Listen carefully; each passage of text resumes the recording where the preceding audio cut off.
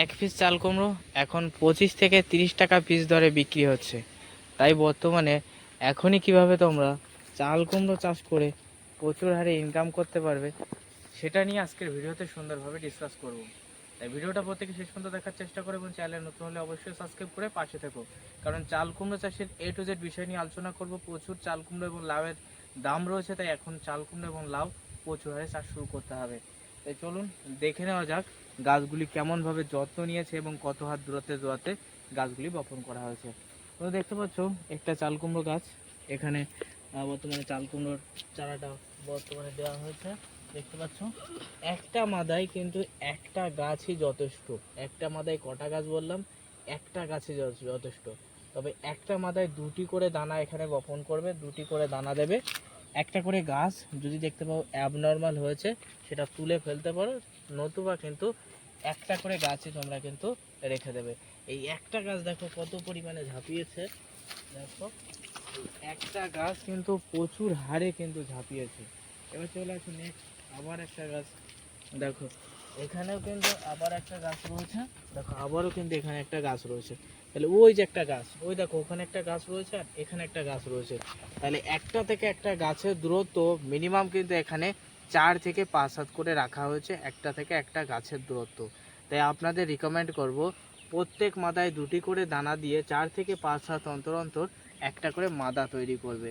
আর এই মাদার এই যে বেডকরণ, যে বেডে যে উঁচু মাটি তুলে যে উঁচু করা করা হয়েছে বা যে ডাঁড়াকরণ করা হয়েছে, সেই ডাঁড়ার দূরত্ব কত রাখবেন, ঘন দেবেন না। গাছকে পাতলা, যত পাতলা দেবেন ততই ভালো। দেখুন এই একটা ডাঁড়াকরণ করা হয়েছে এবং ওই দেখুন আরেকটা দূরে কিন্তু ডাঁড়াকরণ করা হয়েছে। এবং মাচার আর ঘোরার দূরত্ব কিন্তু প্রায় 7 থেকে 8 হাত করে রাখা হয়েছে। মাচা কত বড় একটু দেখে নাও, দেখে নাও মাচাটা কত বড়। দেখো মাচাটা দেখো, একটা মাচা দেখো ব্যাপক ব্যাপক পরিমাণে কিন্তু বড় করা হয়েছে। তাহলে তোমরা দেখতে পেলে একটা থেকে একটা মাদার দূরত্ব মিনিমাম কিন্তু, একটা থেকে একটা মাদার দূরত্ব মিনিমাম কিন্তু আমাদের এখানে রাখা হয়েছে 4 থেকে 5 হাত করে। তবেই কিন্তু অর্থাৎ দেখতে পাচ্ছ তোমরা কুমড়ো গাছে কুমড়ো ধরবে, না হলে গাছ হয়ে যাবে, সেখানে কিন্তু কুমড়ো হবে না। লাউ চাল কুমড়ো যত পরিমাণে ফাঁকা ফাঁকা পাতলা পাতলা গাছ দেবে ততই কিন্তু ভালো। তাই অবশ্যই কিন্তু মাদা একটু দূরে দূরে তোমরা করবে। এবার চলে আসি বন্ধু, গাছগুলি চারা বার হওয়ার পর বর্ষাকালীন ক্ষেত্রে কি কি করণীয়। এই যে চারা বার হওয়ার পর এখন গাছগুলি কিন্তু ডোক ছুটছে, ডোক কিন্তু ভালোই পরিমাণে ছুটছে। এবার আপনার চারা বার হয়েছে তখন কি করবেন, চারা দেখা যাচ্ছে বার হয়েছে এরকম সবে ছোট, এরকম ছোট ছোট পাতা বার হয়েছে, তাহলে এখানেই প্রথম দিনই আপনি কিন্তু যে কোনো একটা ফাঙ্গিসাইড স্প্রে করবেন, ইন্ডোফিলি স্প্রিন্ট বা সাব ফাঙ্গিসাইড দিয়ে গাছগুলি ধুইয়ে দেবেন, যাতে গাছে কোনো রকম ছত্রাক ব্যাকটেরিয়া অ্যাটাক না করে গাছগুলি সুস্থ সবল থাকে। তার পরবর্তীতে আপনি গাছের পোকার পরিচর্যা করবেন।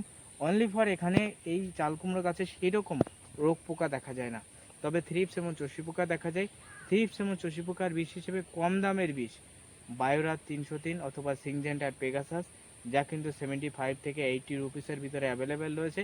ওই বিষ স্প্রে করবে প্রোপেক্স সুপারের সাথে মিশ্রিত করে। হ্যাঁ বন্ধু, প্রোপেক্স সুপার একটা গন্ধ জাতীয় বিষ, যা কিন্তু পাতা খেয়ে নেওয়া বা দেখা যাচ্ছে গোড়া কেটে দেওয়া এই সমস্ত পোকার হাত থেকে রক্ষা করবে ছোট চারা গাছ অবস্থায়। এবং গাছ বড় হলেও কিন্তু এই বীজগুলো স্প্রে করা যাবে, বিশেষ করে চাল কুমড়ো চাষের ক্ষেত্রে কিন্তু স্প্রে করা যাবে। গাছ বড় হলে স্প্রে করতে হবে। এবার চলে আসি গাছের গোড়ায় কি কি সার তোমরা ব্যবহার করবে। চলো গাছের গোড়ায় কি কি সার দেওয়া হচ্ছে দেখে আসছে।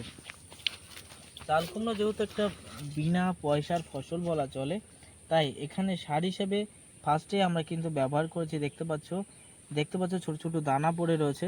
এটা কিন্তু ব্যবহার করা হয়েছে 14-35-14 গোমরের 14-35-14 কিছু পরিমাণে ব্যবহার করা হয়েছে। সেই সঙ্গে সঙ্গে দেখতে পাচ্ছ দানা ফসফেট বা ট্রিপল সুপার ফসফেট এখানে ব্যবহার করেছি। এই ট্রিপল সুপার ফসফেটের ভিতরে সালফার রয়েছে, যার কুমড়ো গাছের খুব দ্রুত গতি বৃদ্ধি করতে সাহায্য করে। এবং 14-35-14-এর ভিতরে 14% নাইট্রোজেন রয়েছে, 14% নাইট্রোজেন, 35% ফসফেট এবং সেই সঙ্গে সঙ্গে 14% পটাশ রয়েছে, যা গাছের গতি বাড়াবে, সেই সঙ্গে সঙ্গে গতিটাকেও কিন্তু কন্ট্রোল রেখে ফুল ফল আনতে কিন্তু সাহায্য করবে। তাই আমরা 14-35-14 ব্যবহার করেছি। এবং সেই সঙ্গে সঙ্গে গাছের গোড়ায় দেখাও, একেবারে গাছের গোড়ায় এ দেখো, দেখতে পাচ্ছ এগুলো ফিবিডান দানা, এই যে এইগুলো দেখতে পাচ্ছ ফিবিডান দানা, কার্বোফ্রন 3% সিজি গ্রুপের ডন 3G ফিবিডান দানা এখানে ছড়ানো হয়েছে, যাতে বিশেষ করে বর্ষাকালীন ক্ষেত্রে গাছের গোড়ার মাঠটা যেন শক্ত থাকে। দেখো মাঠটা কিন্তু ভালোই পরিমাণে শক্ত আছে এবং গাছ এই কার্বোফোন 3% যে বর্ষাকালীন খেয়ে গাছ যেন অ্যান্টিবডি করে রাখে, পোকার হাত থেকে গাছ যেন রক্ষা পায়, গাছ যেন শক্তিশালী হয়ে থাকে। তার জন্য কিন্তু আমাদের কার্বোফোন 3% গ্রুপের ডন 3G ফিউরান দানা ছড়ানো, শুধু গাছের গোড়া না, সমস্ত জমি কিন্তু তোমরা ছড়িয়ে দেবে। তাই দর্শক বন্ধু, এই ভিডিওর মাধ্যমে দেখালাম কীভাবে তোমরা চাল কুমড়ো চাষ করে প্রচুর হারে ইনকাম করবে, সেটা নিয়ে কিন্তু দেখালাম। এই ভিডিও ভালো লাগলে প্রত্যেকে লাইক করে, চ্যানেলে নতুন সাবস্ক্রাইব করে এবং ভিডিওটা শেয়ার করে অন্য চাষির দেখার সুযোগ করে দিও।